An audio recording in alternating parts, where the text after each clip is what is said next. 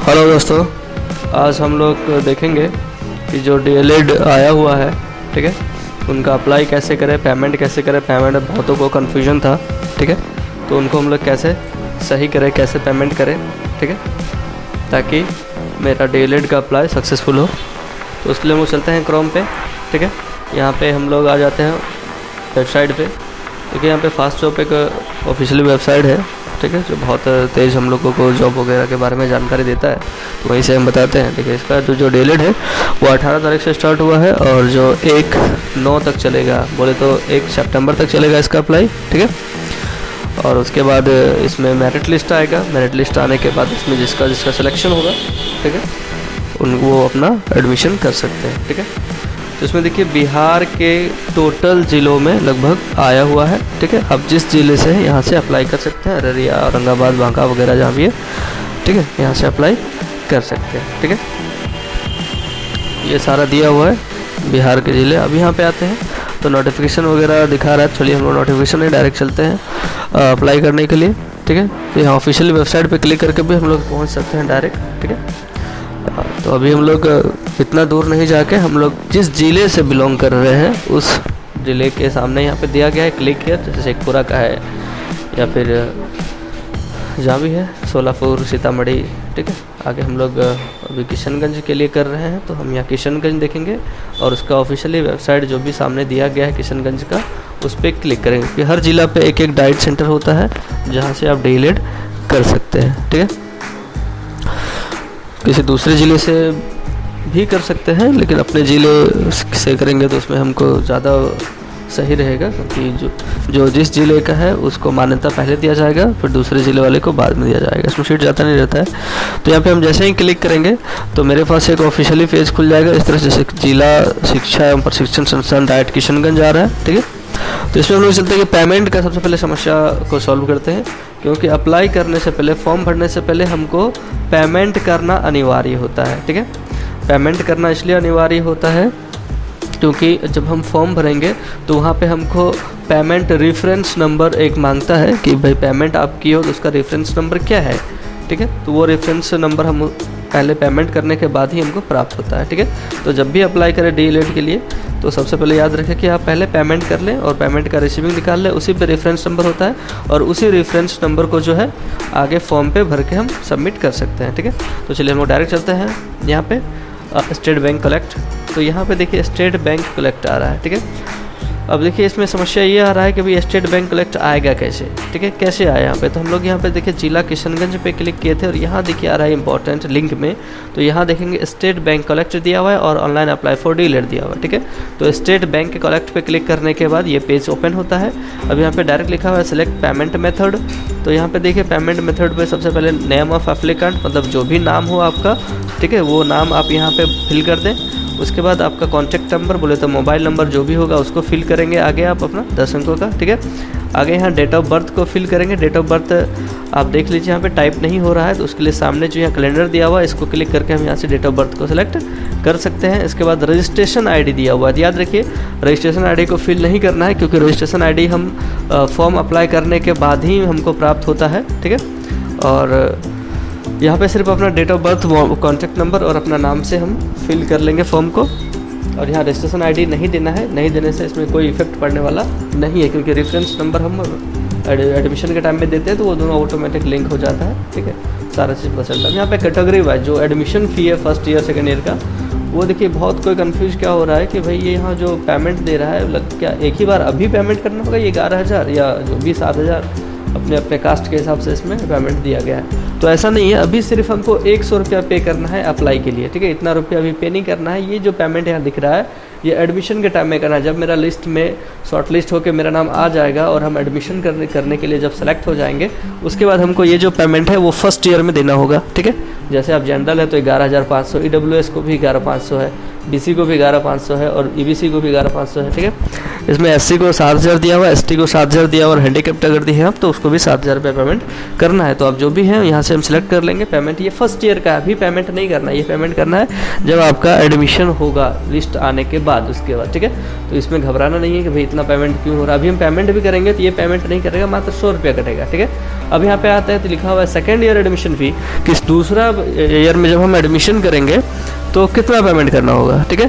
तो यहाँ पे पहले ही बोल देता है ताकि बाद में कोई समस्या ना हो कि भाई कितना पेमेंट करना होगा, क्या करना होगा। तो आप उस टाइम ऊपर से EBC लिए थे तो नीचे भी EBC लेना है, तो नीचे EBC लिए तो मात्र 8,500 दिख रहा है, मतलब कास्ट वाइज आपको पेमेंट फिक्स कर दिया है ताकि आपको टेंशन ना हो कितना देना है या नहीं देना है, ठीक है। तो यहाँ पे आप सेकंड ईयर में देख सकते हैं 8,500 रुपये आपको पे करना होगा, ठीक है। और हॉस्टल फ़ी में आते हैं तो हॉस्टल फ़ी फिक्स है सबके लिए, 4,000 रुपये आपको हॉस्टल फ़ी पे करना होगा, चाहे आप हॉस्टल में रहें या ना रहें, इससे कोई मतलब नहीं है, लेकिन आपको 4,000 रुपये हॉस्टल फ़ी लगेगा टोटल, ठीक है।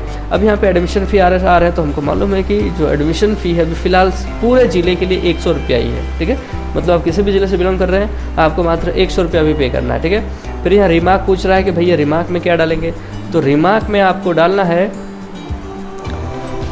आप ये जो पेमेंट कर रहे हैं तो आप इनको लिख सकते हैं, ठीक है। एडमिशन फ़ी टाइप कर सकते हैं, ठीक है, कोई दिक्कत नहीं है यहाँ पे, ठीक है। बस रिमार्क में डाल देंगे। अब नीचे आएंगे, नीचे भी फॉर्म है, तो यहाँ पे देखिए आपको डालना क्या है, तो फॉर पर्सनल बैंकिंग वगैरह के लिए, मतलब जो आप पेमेंट करेंगे ये 100 रुपया, वो कैसे पेमेंट करेंगे वो विवरण भरना है। तो यहाँ पे नाम, तो आप जैसे मान लीजिए डेबिट कार्ड से पे कर रहे हैं तो वो डेबिट कार्ड में क्या नाम है या किसके नाम से डेबिट कार्ड है, तो जिसका नाम से डेबिट कार्ड हो वो उसका नाम भरना है इधर, जिस आदमी के इंसान के नाम के इंसान का डेबिट कार्ड होगा उसका नाम फिल करेंगे। फिर उस इंसान का डेट ऑफ बर्थ क्या होगा उसको फिल करेंगे, फिल करना अनिवार्य है, अन्यथा पेमेंट आपका नहीं होगा। क्यों? क्योंकि देखिए सबके सामने स्टार मारा हुआ है, ठीक है। स्टार मतलब होता है कंपलसरी आपको भरना ही होगा। तो फिर यहाँ पे डेट ऑफ बर्थ फिल करना है उसका जिसका ATM है, ठीक है। यहाँ पे कैंडिडेट का नहीं भरना है, बल्कि अब ऐसा नहीं है कि अब कैंडिडेट को जो है अपना ही ATM से पैसा कटाना है, वो किसी दूसरे के ATM से भी पैसा कटवा सकता है, ठीक है। बस शर्त यह है कि जिसका ATM से पैसा कटाएगा उसका विवरण यहाँ देना होगा। फिर उसका फ़ोन नंबर क्या है, क्योंकि पेमेंट करेंगे तो जैसे बात तो OTP वगैरह जाएगा उस पर। फिर यहाँ पे उसका email ID डालना है, email ID नहीं भी डालेंगे तो चलेगा, ठीक है। आगे यहाँ पे सामने जो कैप्चा दिया हुआ है इसको फिल करेंगे और सबमिट करेंगे। जैसे ही सबमिट करेंगे तो हमसे फिर अपना वो ATM डेबिट कार्ड वगैरह मांगेगा ऑप्शन, फिर हम डेबिट कार्ड का पूरा विवरण डाल देंगे और जैसे ही विवरण डालेंगे, ठीक है, तो मेरा OTP आएगा फ़ोन में, और फ़ोन में OTP आने के बाद हम जैसे ही सबमिट करेंगे तो मेरा अप्लाई सक्सेसफुल हो जाएगा, ठीक है। और हम एलिजिबल हो जाएंगे कि DIT पे हम अप्लाई कर सकते हैं, मेरा रेफरेंस नंबर ऑटोमेटिक वहाँ मिल जाएगा, ठीक है, ठीक है। उसके बाद जैसे ही मेरा पेमेंट सक्सेसफुल हो जाएगा हमको जो है एक रिसीविंग मिल जाएगा, ठीक है। और ये इस तरह का रिसीविंग होगा जैसे डायरेक्ट किसान से रजिस्ट्रेशन के लिए दिया हुआ है। अब यहाँ पे देखिए ये इंपॉर्टेंट है, आपका SB कलेक्ट रेफरेंस नंबर है। ये रेफरेंस नंबर को जब एडमिशन के टाइम में मांगेगा, फॉर्म फिल करते वक्त रेफरेंस में मांगेगा, तो बस इसको ऑटोमेटिक जैसा कैपिटल लेटर पे है या फिर जो भी नंबर है उसको सेम टू सेम वहाँ फिल कर देंगे और पेमेंट डाल देंगे। हम 100 रुपये डाले थे, बस इसके बाद हमको सबमिट कर देना है, मेरा पेमेंट ऑटोमेटिक वहाँ सक्सेसफुल हो जाएगा। तो अब चलिए हम लोग जानते हैं कि भाई एडमिशन फॉर्म फिलअप कैसे करेंगे, ठीक है। तो फॉर्म फिलअप के लिए हम लोग आ जाएंगे, यहाँ पे देखिए ऑनलाइन एडमिशन DLED लिखा हुआ है, ठीक है। इसको क्लिक करेंगे, यहाँ पे अप्लाई करेंगे अभी हम, क्योंकि नया एडमिशन कर रहे हैं, ठीक है। अप्लाई करने के बाद इस तरह हमको कुछ दिशा निर्देश मिल जाएगा पढ़ने के लिए, आप आराम से पढ़ लेंगे, समझ लेंगे, ठीक है। क्योंकि इसमें देखिए है क्या कि आप DLED उसी शर्त पे भर सकते हैं जब आपका नंबर इंटर में जो है वो 50% से ज़्यादा है। अगर 50% से ज़्यादा है या कम से कम 50% तो ही भर सकते हैं। हाँ, इसमें SC ST और जो विकलांग लोग हैं, विकलांग कोटि के लोग में आते हैं, उनको 5% का छूट दिया गया है। मतलब वो जो है 40 या 45 भी है उनका 45%, तो वो अप्लाई कर सकते हैं। यहाँ पे दिया गया अभी देखिए, निःशक्त कोटे के अभ्यर्थी निःशक्तता का प्रतिशत 40 से अधिक होने पर ही आवेदन करें। मतलब आप देखिए, अगर आप ज़्यादा विकलांग हैं और आप चाह रहे कि हम उनका छूट लें, ठीक है, मतलब 5% जो दिया गया है मार्क्स पे छूट, तो आपको एक सर्टिफिकेट बनाना होगा जो विकलांग लोगों को बना के दिया जाता है, हॉस्पिटल के द्वारा बनाया जाता है, जिसमें 40% आप विकलांग हैं तो ही आपको वो छूट मिलेगा, अन्यथा नहीं मिलेगा, ठीक है। तो याद रखेंगे SC ST को 5% छूट है, मैंने 45% मार्क्स भी अगर दे इंटर में है तो वो अप्लाई कर सकते हैं। आगे हम लोग ये सारा पढ़ने के बाद यहाँ पे टिक करेंगे और प्रोसेस्ड में क्लिक कर देंगे। जैसे ही प्रोसेस्ड में क्लिक करेंगे तो आगे मेरे सामने फॉर्म आ जाएगा। अब यहाँ पे अपना फ़ोन नंबर फिल करना है, ठीक है, जो भी आपका फ़ोन नंबर है। फ़ोन नंबर फिल करने के बाद यहाँ पे सेंड OTP पे क्लिक करेंगे। ये आपका फ़ोन नंबर सही होना चाहिए, अगर फ़ोन नंबर गलत होता है तो आपके पास OTP नहीं जाएगा, ठीक है। और OTP जब आ गया फ़ोन में देखना है, जो जिस नंबर डाले हैं उस पर आपका OTP जाएगा, तो OTP को यहाँ पे सही से फिल कर लेना है, ठीक है। OTP फिल करने के बाद हमको कर देना है यहाँ पे कन्फर्म OTP, ठीक है। जैसे ही नहीं आए तो फिर से कर सकते हैं। कन्फर्म करने के बाद यहाँ पे हमको कैटेगरी लेना है। हम पेमेंट किए थे EBC से, तो ABC यहाँ पे लेना है, मतलब आप जिस कास्ट से बिलोंग करते हैं। या पूछ रहा है हैंडीकैप्ड मतलब विकलांग है, यस करेंगे, नहीं है तो नो करेंगे। याद रखेंगे हैंडीकैप्ड उसी वक्त मान्यता दिया जाएगा या छूट आपको मिलेगा जब आपका हैंडीकैप्ड जो सर्टिफिकेट आता है उसमें 40% है। अगर 40% से कम है तो कोई फ़ायदा नहीं है, आपको उसमें छूट नहीं मिलने वाला है, ठीक है। फिर यहाँ डेट ऑफ बर्थ फिल कर देंगे, जो भी डेट ऑफ बर्थ है। फिर लास्ट एग्जाम आप कौन सा पास किए, ग्रेजुएट हैं, पोस्ट ग्रेजुएट है या इंटर है, कम से कम इसमें डीएलएड करने के लिए इंटर पास होना अनिवार्य होता है, ठीक है। फिर इंटर ले लेंगे या फिर आप ग्रेजुएशन है तो ग्रेजुएशन ले लेंगे, ठीक है। फिर यहाँ पे मार्क्स ले लेंगे, भाई ये परसेंट आया था या पॉइंट आया था, ठीक है। जो भी परसेंट आपका आया था यहाँ पे फिल करेंगे, उसका इसको जो है यहाँ पे सबमिट कर देंगे। सबमिट करने के बाद क्या होगा, आपका पूरा प्रोसेस आगे बढ़ेगा और आपका फॉर्म जो है ओपन होगा, खुलेगा। और यहाँ पे हम भर ही देते हैं, मान लीजिए डेट ऑफ बर्थ हम ले लेते हैं, एक डेमो के तरह भर रहे हैं, आप इसको ध्यान से देख लीजिएगा, ठीक है। अब यहाँ पे सबमिट करना है। जैसे सबमिट करेंगे तो मेरे सामने अब देखिए पूरा फॉर्म खुल के आ जा रहा है, ठीक है। अब यहाँ पे अप्लाई फॉर बोल रहा है, आप आर्ट्स से डीएलएड करना चाह रहे हैं, मतलब इंटर में आप आर्ट्स लिए हुए थे, साइंस किए थे या उर्दू से, किससे, ठीक है। तो इसमें आप आर्ट्स या कॉमर्स ले सकते हैं। आर्ट्स कॉमर्स एक ही में आ रहा है, साइंस को अलग किया है। और उर्दू फील्ड से जो किए हुए हैं, जैसे मदरसा वगैरह से पास किए हैं, ठीक है, तो वो लोग उर्दू यहाँ पे सेलेक्ट कर सकते हैं, ठीक है। आर्ट्स कॉमर्स लेने के बाद आगे हम लोग यहाँ पे रिलीजन भरेंगे कि आप किस धर्म से बिलोंग करते हैं, जैसे हिंदू, मुस्लिम, ठीक है, सिख, ईसाई वगैरह, उसको भरना है। आगे यहाँ पे फिर भरेंगे नेम ऑफ़ कैंडिडेट भरेंगे कि जो कैंडिडेट फिल कर रहा है उसका नाम क्या है, ठीक है। याद रखेंगे ये नाम और आपका जो पेमेंट वाला नाम है वो दोनों मैच करना चाहिए, मतलब जो 10th सर्टिफिकेट में, इंटर सर्टिफिकेट में जो आपका नाम है सेम स्पेलिंग के साथ यहाँ भरना है, गौर से ध्यान से। फिर यहाँ बोलता है क्या नेम कैंडिडेट इन हिंदी, तो यहाँ पे ऐसा जरूरी नहीं हिंदी में ही लिखना है, आप इंग्लिश पे भी लिखेंगे, स्पेस मारेंगे। अगर हिंदी कन्वर्ट हुआ तो ठीक है, नहीं तो ऐसे भी आप छोड़ सकते हैं, इसमें कोई बड़ी बात नहीं है। आगे बढ़ेंगे तो यहाँ पे फादर्स का नाम भरेंगे, ठीक है। अगर कोई लड़की शादीशुदा है, महिला शादीशुदा है, तो वो अपने हस्बैंड का नाम भी यहाँ फिल कर सकते हैं, लेकिन ज़्यादातर इसमें फादर्स नेम भरने से ही बेटर होता है। फिर यहाँ मदर्स नेम भरना है, ठीक है। फिर आप जेंडर मेल फीमेल है या फीमेल है उसको सेलेक्ट करना है।